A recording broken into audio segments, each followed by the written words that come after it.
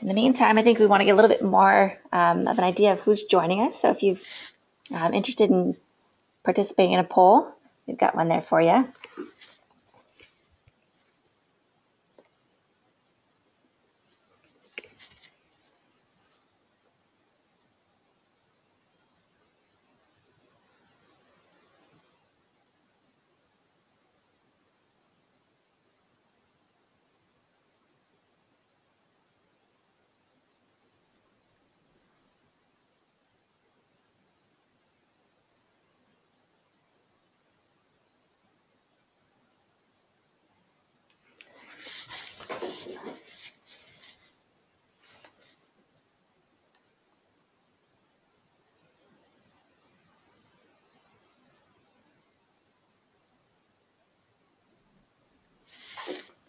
All right, I think we'll give us one more minute. Thank you for your patience.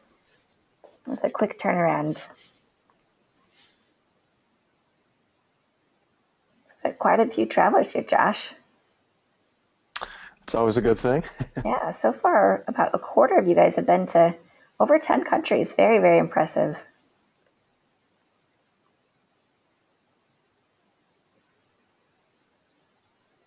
I can see why you've tuned into the India, Mongolia, and China webinar. Maybe a little bit more exotic.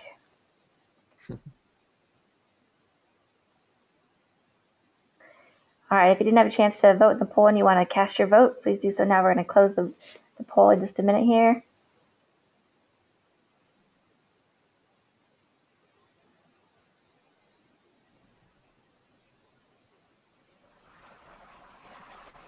All right, awesome. Looks like we've got about a quarter of you have been to over 10 countries. The majority, about 40%, have been to 4 to 6. That's awesome. I don't know how many students we've got and parents, but I'm happy to see that we've got a bunch of avid travelers. My name is Jessie Wachter. I'm a Global Programs Advisor for Rustic Pathways. I was formerly the Country Director for our Tanzania operations for 4 years, and I've run programs for the company in Mongolia, India, in Peru, New Orleans, and Tanzania. India actually happens to be one of my dear, dear favorite countries, very close to my heart. I'll be returning there in April, and I'm happy to answer any questions as we go along. As we start this presentation, please feel free to type questions into your question box. We'll try to get to as many as we can throughout the presentation, and then we'll have some time at the end of the presentation for questions and answers session. And as well, if we don't get to your questions during this presentation, because we don't want to have you spend too much of your President's Day evening with us here, I will definitely be emailing, or we'll have somebody email you after the presentation as well to address all your questions. So please feel free to ask as many questions as you can in that questions box. And tonight we have Josh joining us, and he is currently one of our program managers in Tanzania, but I'll let you tell you a little bit about his history and why he's here as the expert from this region. Yeah, hi everybody. Thanks for coming. Like I said, like Jessie said, my name's Josh. I'm the new program manager for Tanzania. I spent the last 2 years living and working in India, and recently got in touch with Rustic, and I ended up leading their programs in India last summer and absolutely fell in love with Rustic. So here I am. I'm more than excited to fill you all in on our China, India, and Mongolia operations. So let's get started. Yeah, and for those of you that have done your research with Rustic Pathways offers about 18 programs in about 18 countries, almost 100 different programs to choose from. So it can be a little overwhelming. We're so happy to have you join us tonight on this webinar. Please feel free to sign up for any of our webinars that we're running throughout the week. We'll be covering all of our countries. And even if you can't make it, if you register, we'll send you a recording that you can watch at a later time at your leisure. So feel free to sign up for any of those. And again, ask any questions along the way. Here is an overview of the programs that we offer around the world. Tonight you've tuned into Mongolia, China, and India. We've got quite a few programs there. As a company, we do have a very strong mission and values statement. we strive to empower students through innovative and responsible travel experiences and to positively impact lives and communities around the world. That's both for our students that are traveling with us, for our staff that work with our students, as well as the communities in which we operate. Okay. I've told you a little bit about who we are presenting to you, and I'm sure you'd like to know a little bit more about who we are as a company. Something that's very, very important to us is our diverse leadership. We have been in operation for over 30 years, and we have full-time operations in quite a few of the countries in which we operate. So, Josh, can we talk a little bit about our diverse leadership specifically in these areas, starting with Divya there in the middle, and I love that picture. That picture in the top center of the woman laughing is Divya. She is our country manager for India. And that picture just completely embodies what she's all about. She's so enthusiastic, passionate, always laughing, and she's definitely a favorite among students. She's absolutely great to work with. The guy dancing in the bottom left is Kai. He's our India country director. Kai looks for any opportunity he can get to dance, so I'm sure he would be really happy with that picture. And again, he's just going 110% all the time, running around, getting everything done that needs to get done for our India programs. The man smiling with the glasses on the bottom is Sunny. He is another one of our India country managers. He's also a favorite among students. He's from Jaipur, which is one of the areas we operate, and he helps us with all of the India programs in terms of finding local staff and sort of managing everything that goes on there. Yep, and Kai and some of these other full-time staff had hoped to join us this evening. They are actually in country. So Divya and Sunny, they live and work in India year round. We actually run programs in these countries year round, which is something that sets us apart. Is we do have programs with private groups, with school groups running, and gap groups running all year round. We have full-time offices in these areas, so unfortunately they couldn't join us with the time difference and with the internet access. But you see there, we've got Mary, our Chinese country director, program manager, Sunny, Divya, Gaia there, she's with the elephant, if you can see an elephant with her. She is our Mongolia country director, another amazing, amazing girl.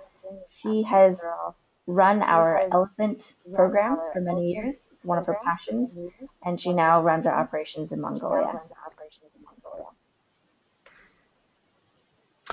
So one of the things that makes Rustic really unique is our local partnerships with internationally recognized NGOs. We've built these amazing relationships with organizations like Wildlife SOS, like LHA Charitable Trust, and you know, as well as relationships with the people in the communities that we work in. And this helps us develop really impactful and sustainable service projects, which we really pride ourselves on.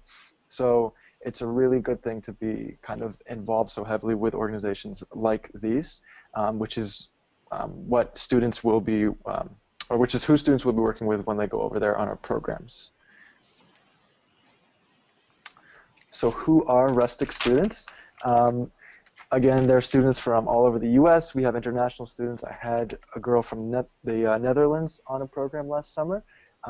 They're always very passionate, open for learning new experiences, trying different things, and it's just a great, great body of students that we get on our programs, and it makes it a very makes it fun to work with these kind of kids from all over the world and who are so enthusiastic about traveling and experiencing new cultures. Yep. Quick question, Josh, do you have headphones? Yeah, I'm using headphones. Oh, seems to be a strong echo whenever I speak. Huh. Sorry if that's annoying to you guys.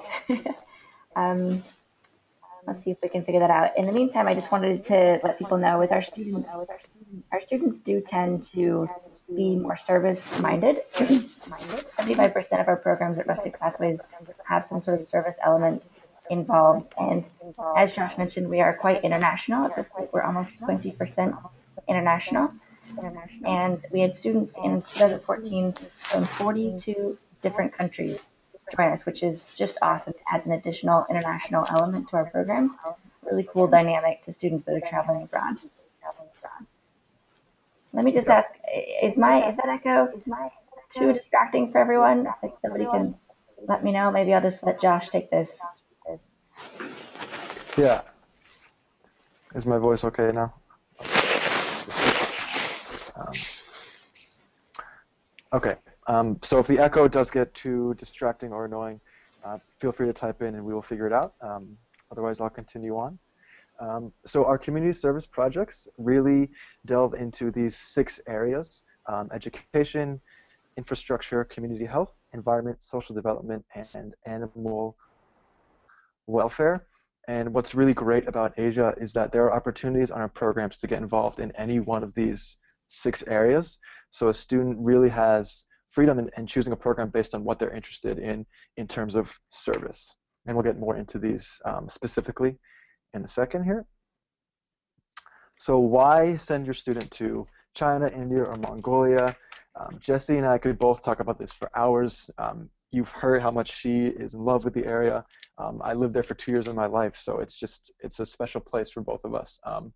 But this is an area of the world that's home to some of the most vibrant and rich cultures on the planet. Over a third of the world's population lives here, so the diversity among people and the culture is absolutely astounding.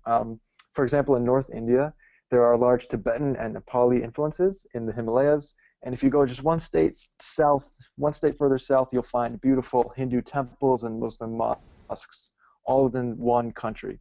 So the diversity is absolutely amazing, and students get to experience that firsthand. This area is also home to some of the most iconic sites in the world, such as the Great Wall of China and the Taj Mahal. And the thing that I love, and I'm sure Jessie can attest to this too, is the amazing people that live in this area. They are some of the most warm and welcoming people that you will ever meet in your life, and these are the relationships that students build with these people are oftentimes what they take away as the most lasting thing from going on one of these programs. So now we'll get into the program specifics. First, I'll talk about our China programs. The first one being our Chinese language Immersion program. This is a 16-day program. Students will come out of this program with 36 hours of class time. And the program is designed for students who want to begin or continue their Mandarin language experience. So it's really cool because you don't need a background in Mandarin if you would like to travel with us and do this program.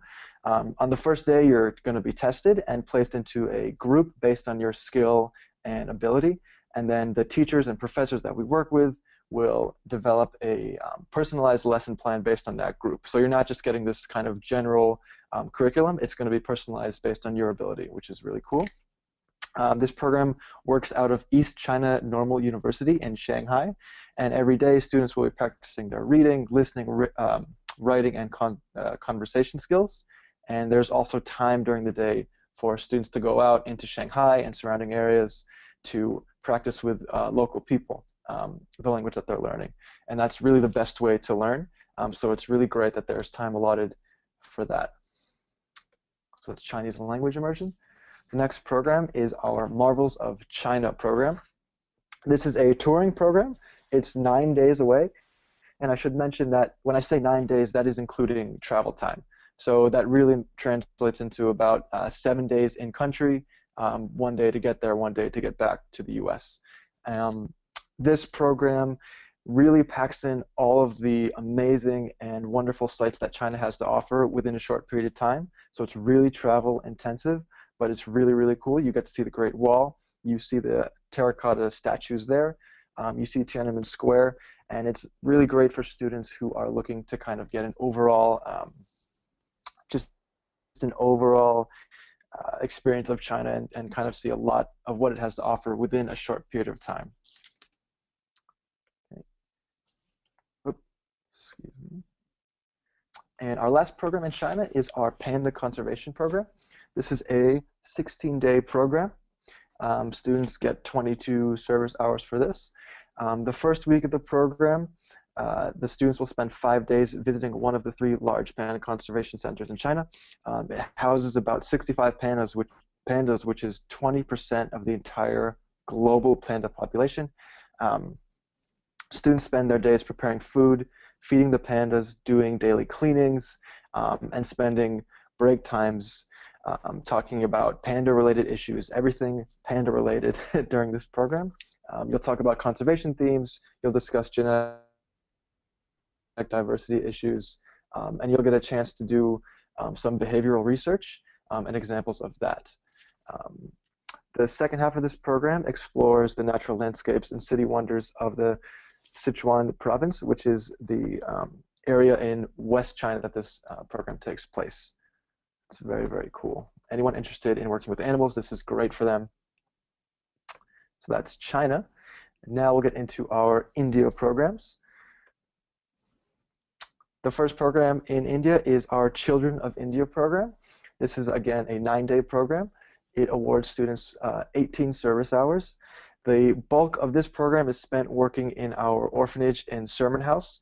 And what's great about our service initiatives is that the work that students are doing is really based on what communities make aware to us that they need done. So for example, in the orphanage, if they need help in the kitchen one day, the students will spend their time making vegetables or cooking meals.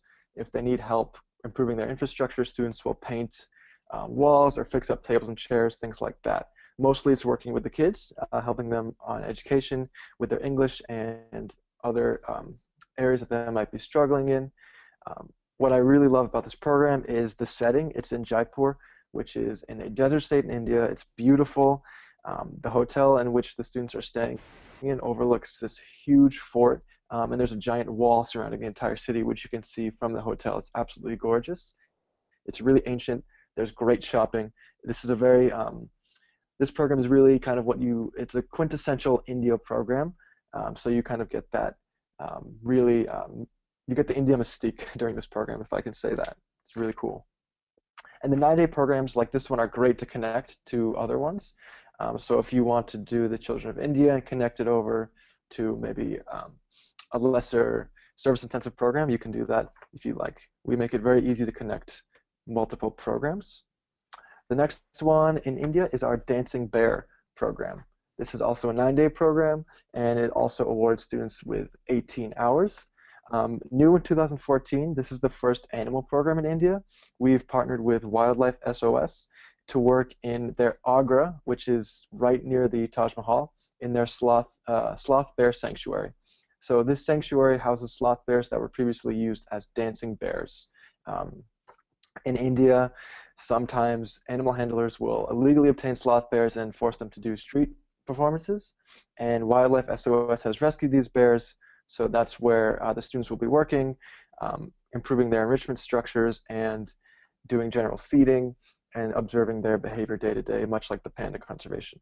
This one's really cool. The kids will get to see the Taj Mahal. There's also a water park nearby. It gets very hot in India, so that's a great way to cool off. It's a really cool new program in India. The next program in India is our Himalayan Photo Expedition. This program is absolutely incredible. I was talking to Jessie before this webinar about Ladakh, which is where this program takes place, and we were talking over the phone, but I could see her eyes light up over the phone. She was getting so excited about how cool this place is. It's a 16-day program. It's run by professional photographers, so our students will do a really photo-intensive workshop run by professionals, which is really great. It's one of the more rustic trips. So they'll stay in guest houses, but they might not have hot showers, they might not have Wi-Fi. It's a really rustic trip. But again, Ladakh in North India is home to, I think, the highest lakes on planet Earth. So it's this kind of moonscape vista. It's just absolutely gorgeous. Students also spend 2 to 3 nights living with a nomadic family, and they learn how that family lives self-sustainably, and it's a really great experience to kind of get immersed in one of the last nomadic tribes on the planet. This program ends with a sunrise visit to the Taj Mahal, which is a great way to cap off 16 days in the Himalayas doing a really intense photo workshop. This program is really cool, great for service buffs, great for adventurous students. Our last program in India is Namaste India. This is our ultimate India touring adventure. Students start off in Delhi. They see all the sites Delhi has to offer. They go to Jaipur, which is again the site of our Children of India program. They go all the way down to South India to Kerala, which are these two pictures on the right here. The top picture is of a tea plantation we take the students to. It's called Munnar. It's absolutely gorgeous. It's these rolling hills of tea plantations in the Kerala highlands. The bottom picture is the backwaters, which is what Kerala is most famous for. Students will stay on houseboats and get a sense of the local culture in the backwaters of Kerala. So Namaste India is great for students who are looking to get an overall India experience and see a lot of the amazing, amazing sites India has to offer. And then, oh, one more India program, sorry about that. Service in the Clouds is in North India. It is a 2-week program, and it's divided into 2 sections. So the first week of this program, students are in this Himalayan valley overlooking the North Indian state of Himachal Pradesh. They're living in a city called McLeodganj, which is home to Tibetan refugees. A lot of Tibetans have been exiled from China, and they've fled into North India and in these Himalayan communities. So our students will work with Tibetan refugees, helping them improve their English, which will open up a lot of doors for them in terms of finding a new career and things like that. So that's a really great initiative that we've started, and that we've also partnered with LHA, which I showed you on one of the previous slides there. The second week of this program, the students shift down about 5 to 7 kilometers to a more village setting in a place called Bala, and they stay with host families, which are one of the favorites in all of Rustic, I would say. Students absolutely fall in love with their host families in Bala. Their homes are really comfortable. They cook absolutely incredible food. I've never had chutney better anywhere in the world than in one of these homestays in Bala. It's absolutely incredible. And the service component of this part of the trip is improving the infrastructure of houses for families who are less fortunate in the area. So last summer we were constructing toilets for families who didn't have one in their home already, and that was a great initiative we did. So Service in the Clouds, 16 days, 40 hours, 2 weeks of pretty intensive service work, but for both weeks they're staying with host families, and it's a really, really immersive and really impactful program. Hey Josh, about how long is the drive to McLeodganj from Delhi? It's about 13 hours. We break it up so it doesn't seem so long, but that drive is actually really cool because you really see the change in landscape within India as you start to go up and up in the mountains. It kind of shifts from this sort of plains and farming land to Himalayas, and the elevation gets higher and higher. It's a very cool drive. It is long. But we stop, whenever students have to, and we do scheduled chai and samosa breaks, which are favorites of the students also. But yeah, 13 hours. Definitely part of But Indian Mongolia. culture. And just a quick answer, one more Absolutely. question. If you don't mind muting your mic, so maybe that'll help with the echo. Sorry about these guys. Yeah.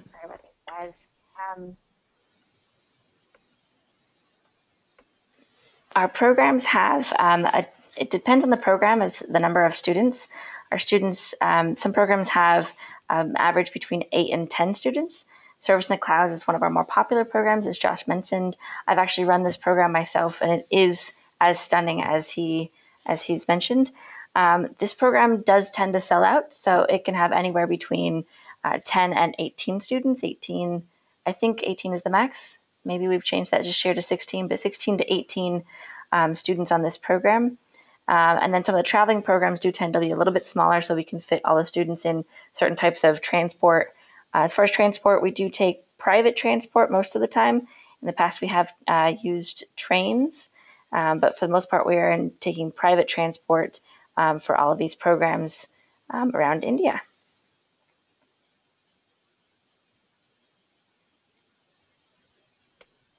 Cool. Thanks, Jesse.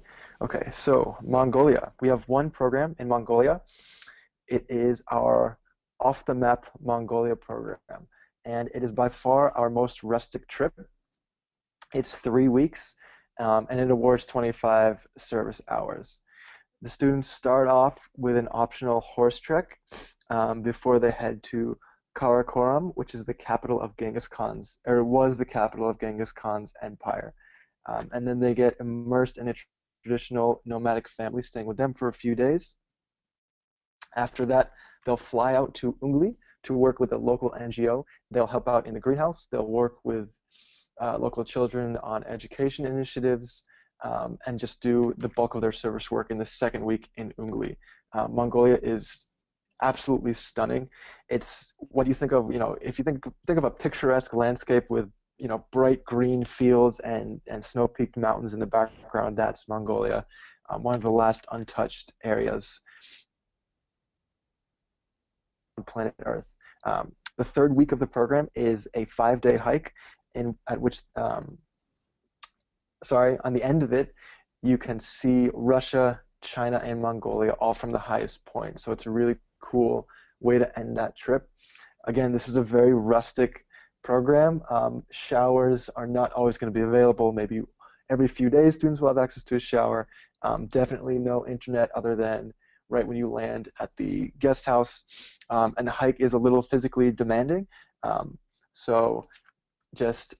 It's for students who are very, very adventurous and want that rustic experience, but it's absolutely life-changing.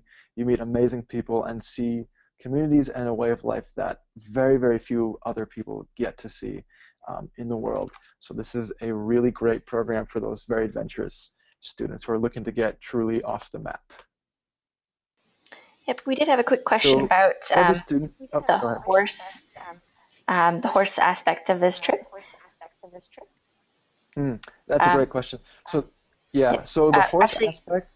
Sorry, the question is, what will students do if they don't want to participate in the horse? And the horse trek is sort of an out and back. So students that don't want to go horseback riding, for whatever reason, there will be a group of students that will hang back and participate in various activities in the village area. They're actually near a family homestay where the gurs are. The gurs are like these beautiful little ornate round tents. And they will have some hiking. They'll have some cultural activities with the family there, do a cooking event and some things like that during the day while they're not on the horses. Yeah, cool. So every student has a story. Everyone who goes in these programs kind of internalizes it differently and takes certain things away. And for the most part, we love the reaction that we get from students, and they just have rave reviews about their travel experiences. I'll just give you one quick example. This was a blurb that was sent to us from a student who traveled with us to India in 2010. She was on the Himalayan photo expedition. She wrote, thanks to Rustic Pathways, my view of the world expanded beyond my suburban American bubble. I wanted to continue to learn and evolve as a global citizen. 4 years after completing the trip with Rustic, I applied and was selected for the Fulbright Nehru English Teaching Award, which brought me to the capital city of New Delhi in India for 9 months. From rural mountains to the urban city, India has captured my heart with its varied landscapes, cultures, religions, and foods, and it all began with a short yet wonderfully enlightening homestay through Rustic Pathways. So this is a student who really took her traveling experience and made it into something that she took into her career development. So it really can have a large impact on where you're looking to go. I'll hand it over to Jessie.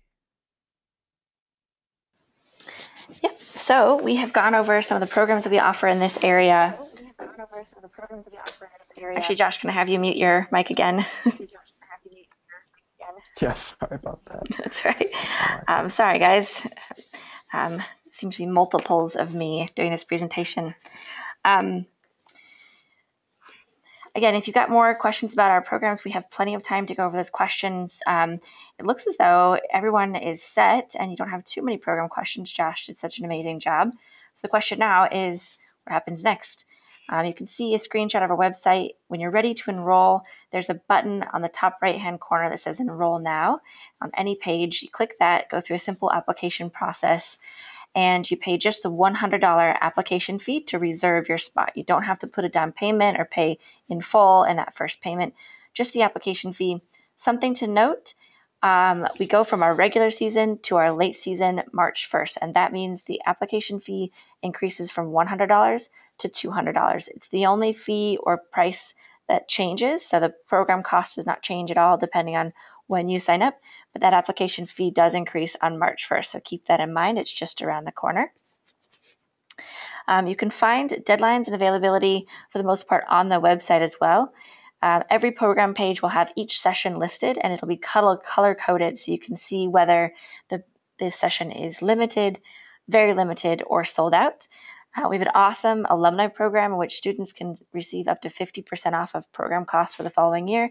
So we do have some programs, if you can imagine, that sell out the previous year for 2016. They sign up in September and October, and the program is sold out before the end of the year. So take a look at the sessions. Make sure that you get into the session that you're most fits your schedule. A lot of people have questions about flights. Really good question. Rustic Pathways does arrange all of our international flights, so any destination outside of the United States, students are required to fly on our group chaperone flights. That excludes DC, New Orleans, and Arizona, but anywhere else, again, outside of the United States, they're required to fly on our group chaperone flights. Two exceptions for that. Well, there are no exceptions, but Rustic Pathways will arrange the airfare for all of these destinations. Costa Rica and Peru, being that they're so close and there's so many opportunities to get there, families are able to book flights on their own. They can use their miles or however you'd like to book it, as long as you're booked onto that group flight, and we can provide you with the flight numbers and make sure that you're on that flight. And this is for logistical reasons. A lot of people wonder why we require this. Many years ago, this was not the case. This was not our policy, and we've got thousands of students that travel with us every year. We've had students that have flown as 2s or 3s, and they end up waylaid. Their itinerary changes due to weather.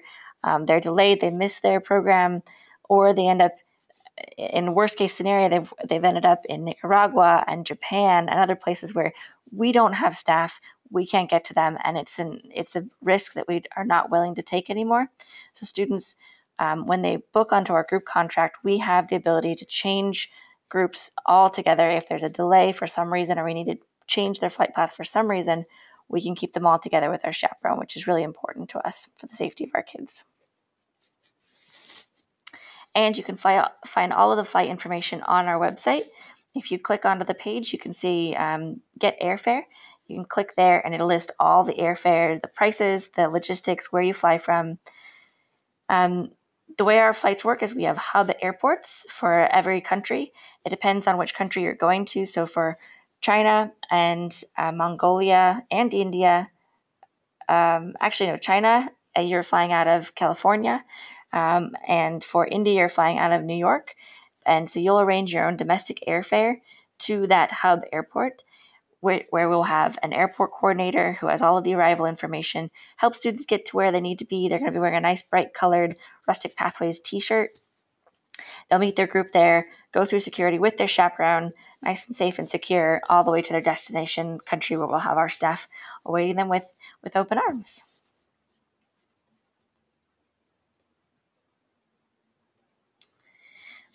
The next is our personal travel advisors, and this is going to be your wonder team. This is going to be your new best friend leading all the way up to your departure date. This is a small group picture of our personal travel advisors. They are based out of Ohio, out of our U.S. headquarters. We do have full-time offices in Thailand, Costa Rica, Australia, and the United States. These lovely men and women are located in Ohio, and they're going to be attached to your account. So once you apply and you pay that application fee, you reserve your spot, you will hear from one of our PTAs. They're going to send you your welcome letter that includes an invoice and your medical forms and everything else to get you started, and they will be able to answer any of your nitty-gritty details. Anything from packing lists, what should I wear, should I bring a camera, what types of vaccines do I need for this program, how do I sign up for my visa, anything like that, they've got the answer. If it's something like, what are we going to eat on Wednesday morning, they may not have that one, but for the most part, they will know the details that you need before you take off. So definitely someone that you're going to get to know real well, and will be able to answer any questions before you take off.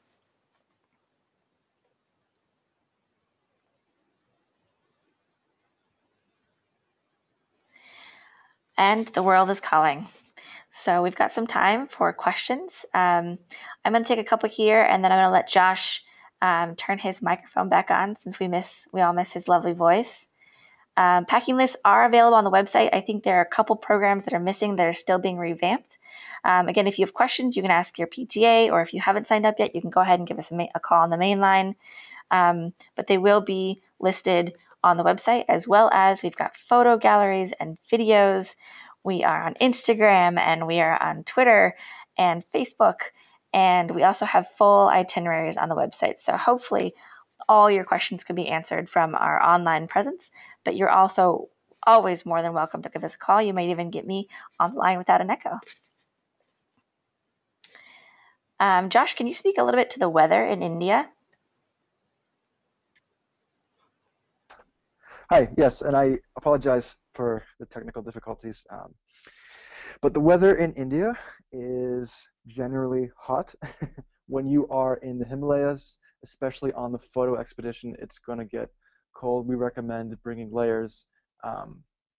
But even during the daytime in that area, maybe a sweatshirt and a jacket will be sufficient.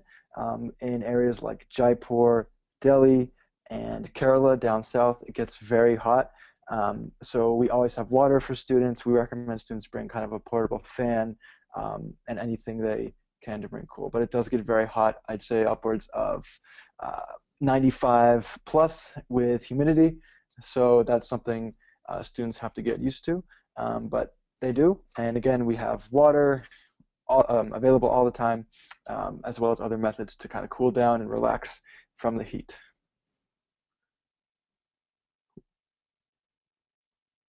Any other questions that I missed? Yeah, we've actually got quite a bit. Can you speak a little bit to the medical training of the staff there that we have in all of our programs? Yeah, definitely. So all of our seasonal summer staff are required to be CPR and first aid trained, and they either have that training already or they receive it in country if they haven't. On top of that, country managers like Jesse and myself and country directors are WFR trained, which means that they are trained to be able to take care of situations up to a certain amount of hours before we're able to get the patient or student to the nearest clinic. So all of our staff are medically trained, and they're able to handle situations as they arrive. We are also trained on how to get to the nearest clinic, who to call, and where those nearest clinics are. Our safety director, Dave Dennis, does a great job of updating his safety plans based on that specific country. So for example, if we're in North India and there's a risk of, say, a mudslide if it rains, our staff are trained on how to react to that situation. So we have safety protocols for every single country, and all the staff are at the bare minimum CPR and first aid trained and certified. Yep, and just to add on to that, WFR stands for Wilderness First Responder, if you're not familiar with that certification. It's basically, I like to describe it as one step below an EMT, but with a focus on wilderness medicine. So all of our full-time staff have a WFR certification, and depending on the program, there may be one WFR certified staff member or two, depending on how remote it is, but like Josh said, all of our staff have a minimum of first aid and CPR training. We also have a partnership with ISOS, International SOS, which is a fantastic network. They work with global companies all around the world. It's something that we're really excited that we finally have this partnership. After working for a couple years to do so, we've had the partnership now for 3 years. You will all have access to this network as well, which is a wonderful database to draw from. They have a network of hospitals, of clinics, of doctors, specific names of people that are in the area in which your students will be traveling. So not only do we have access to this, but you will actually receive a personalized card that has a a membership number for Rustic Pathways, and you can log on to their database and get up-to-date information about anything that's going on in the area, which is a wonderful resource.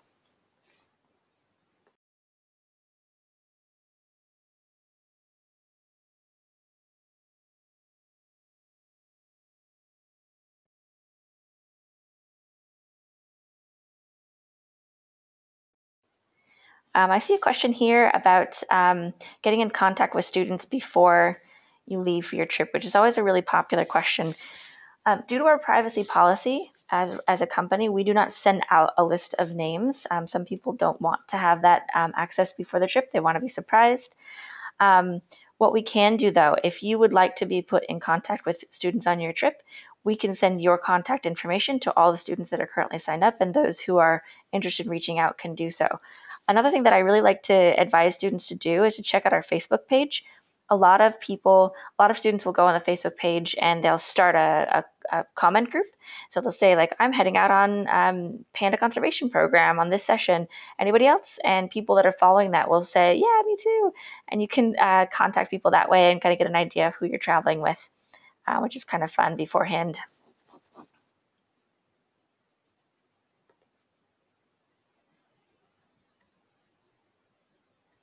We've got a question here that are how many leaders per group? So company-wide, we maintain a 6-to-1 student-to-staff ratio. Depending on the group size, it may be even fewer, so maybe 4 students or 5 students to 1, but no more than 6 students per staff per program. And as far as clothing that is recommended, obviously India is a little bit more conservative country. We definitely want students, both boys and girls, to be covering their shoulders and then wearing something down to their knees.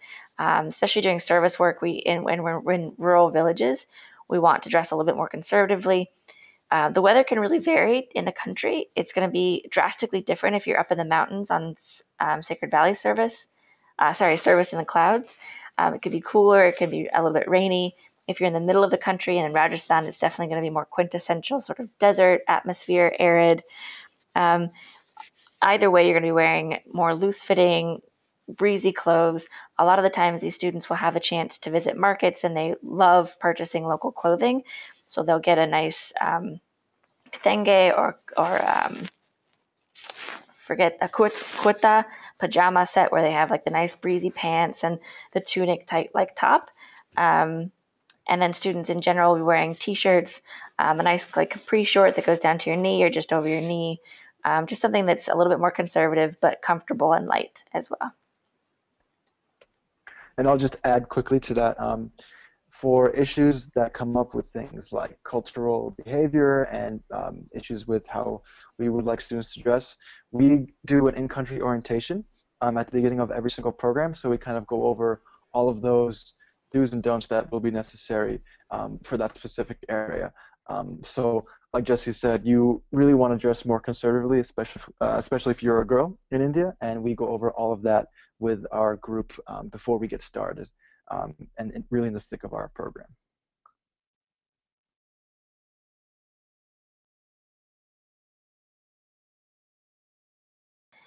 You will need a visa for India. You'll have to arrange this beforehand. That's another thing that our PTAs can help you with. They're going to send you information about visa, when to apply, and how to apply. There is a process for both India and for China. Mongolia, you can get a visa on arrival, but for India and China, you have to get the visa beforehand, and we'll send you information about that, so no need to worry.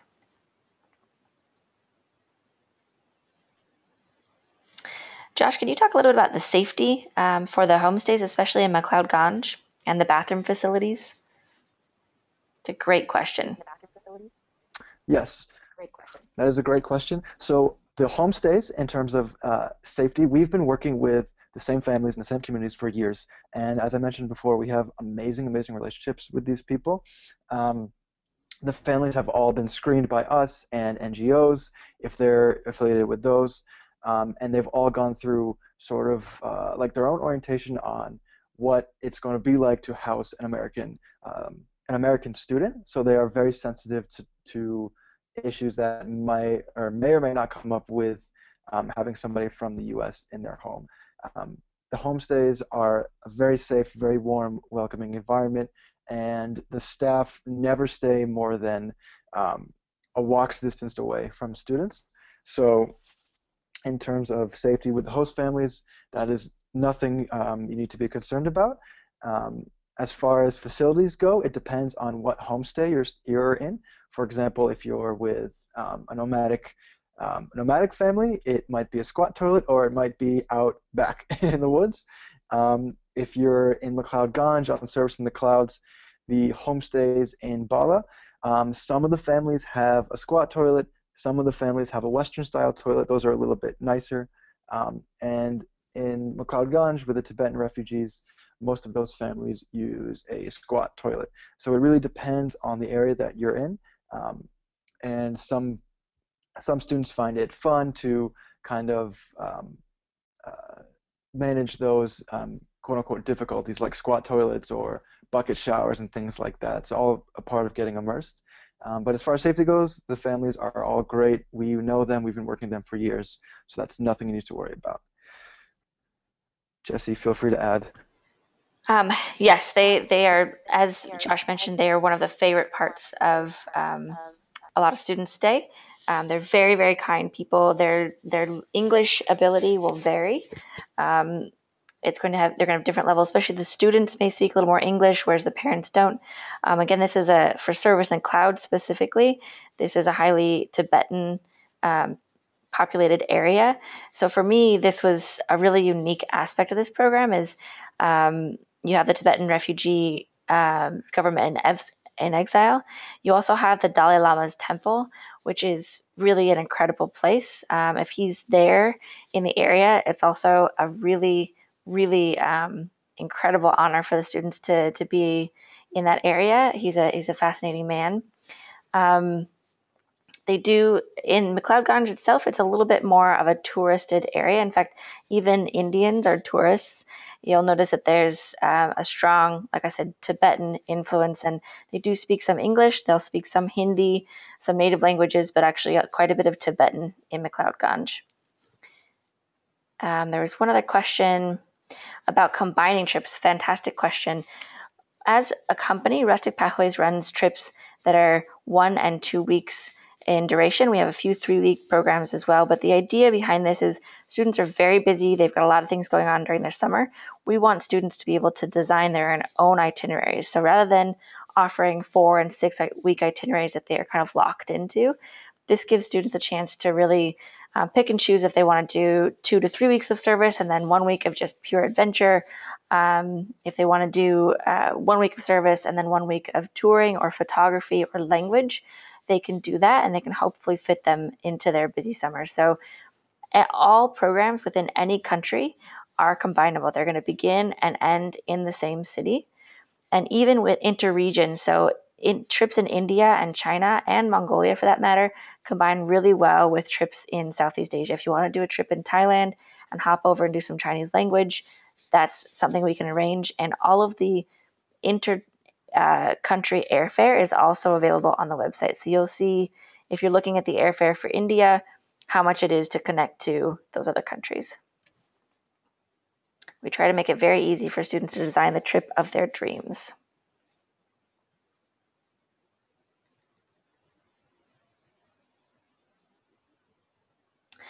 And as far as bedding goes, you don't need to pack your own. For some of the programs, if you check the packing list, there may be a sleeping bag required, and some of them not. So definitely check the packing list as far as sleeping bag, but you don't ever have to bring your own sheets and pillowcases, things like that. All right, any other questions? I think we're running just about an hour. I really appreciate your time. Appreciate your patience with that echoing. Hope that wasn't too annoying. And again, we have recorded this session, so we can send this to you if you want to review it again. And please feel free to give us a call. We'll also send you an email with some follow-up answers to your questions if we didn't answer them thoroughly enough here. And please have a wonderful evening. Thanks so much for joining us. Thanks, everybody.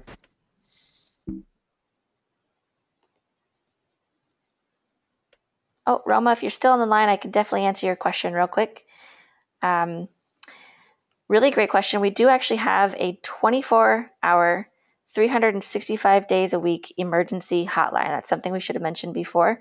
Students, if parents on your end, if you ever need to contact your students, you can do so at any time during the duration of their trip. You will call into our emergency hotline and reach somebody in our that's located domestically. They can patch you in to the local staff who could then reach your students on your end, and vice versa. If something happens in country, we will contact you immediately and give you an update that way. So you do have access to an emergency hotline in case of emergency.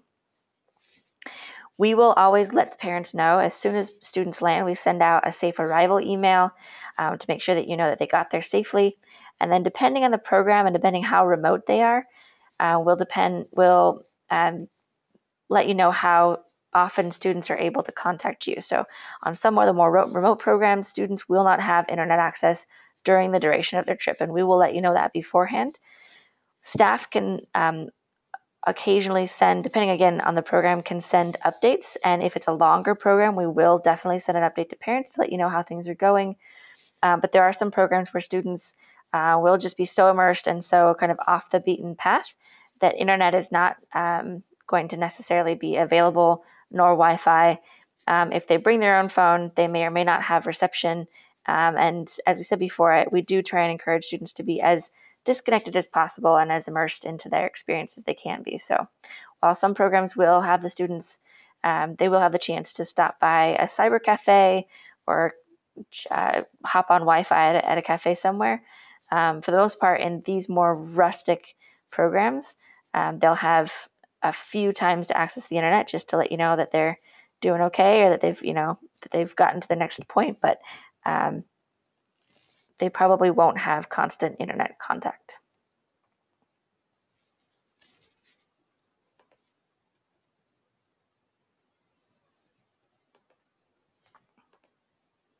All right.